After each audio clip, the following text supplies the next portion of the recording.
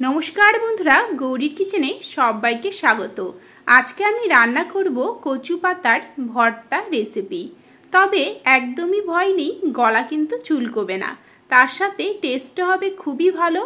गरम गरम भातेर साथे जेरकम खेते पारबेन तेमनि किन्तु रुटिर साथेও भालो लागबे। एर जन्যে प्रथमेই कचु पाताटाके सेদ্ধ करे निते होबे।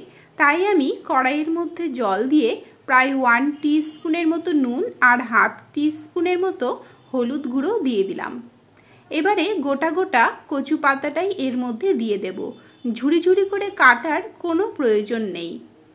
तबे अवश्यई कचु पातागुलो कड़ाइये देবার आगे भालोभाবে धुए नेবেন, कारण पाताয় किन्तु अनेक समय अनेक पोकामाकड़ धुलोबाली थाके, सेगुलो एकटू बेছে निते होबे।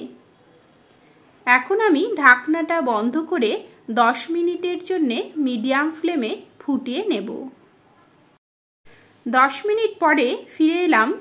দেখুন কচু পাতাটা খুব সুন্দর করে কিন্তু সেদ্ধ হয়ে গিয়েছে। একটু নেড়েচেড়ে নিলেই দেখবেন একদম গলে যাচ্ছে। এবারে নামিয়ে জলটা ঝরিয়ে নেব। কড়াইয়ের মধ্যে দিয়ে দিচ্ছি প্রায় 1 টেবিল স্পুনের মতো তেল। তেলটা গরম হয়ে এলেই দিয়ে দেব 1 टीस्पून कालो जिरे फोड़न। कालो जिरेटा फुटे उठलेई दिए दिচ্ছি 15 থেকে 16টা गोटा गोटा रसुनेर कोया, तार साथे 9 থেকে 10টা চেরা কাঁচা লঙ্কা। এবারে এগুলোকে নেড়েচেড়ে নিয়ে 2-3 মিনিটের জন্য ভেজে নেব। যখন দেখবেন রসুনের হালকা হালকা কালারটা চেঞ্জ হয়ে আসবে তখনই বুঝতে হবে ভাজা হয়ে গিয়েছে।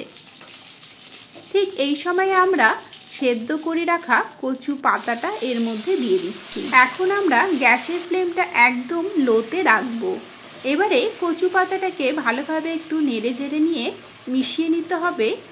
আর এই পাতাটা থেকে যে জলটা বেরিয়ে আসছে এই জলটা যতক্ষণ অবধি না শুকিয়ে যাবে ততক্ষণ আমাদের কচু পাতাটাকে নেড়ে যেতে যেতে রান্না করে নিতে হবে। আর হ্যাঁ, এই সময় কিন্তু আমরা কোনো রকম আর হলুদ গুঁড়োটা ব্যবহার করব না, তাহলে হলুদের একটা গন্ধ থাকতে পারে। 5 মিনিট পরে ফিরে এলাম। দেখুন কচু পাতাটার জলটাও অনেকটা শুকিয়ে এসেছে আর একদম গলে গিয়ে মাখো মাখো হয়ে এসেছে।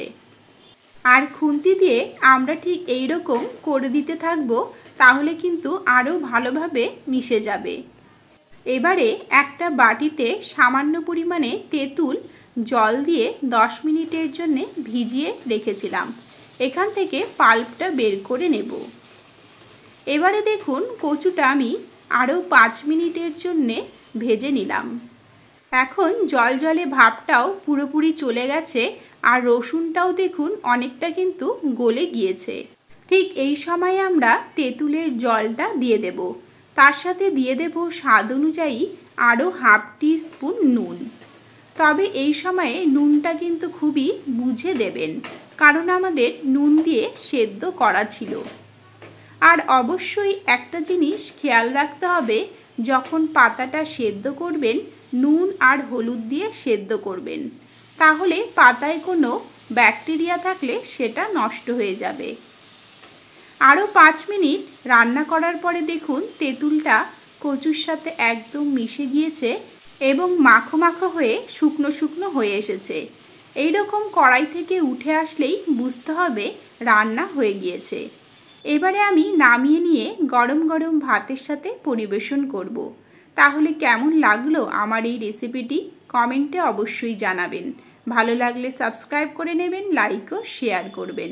নমস্কার।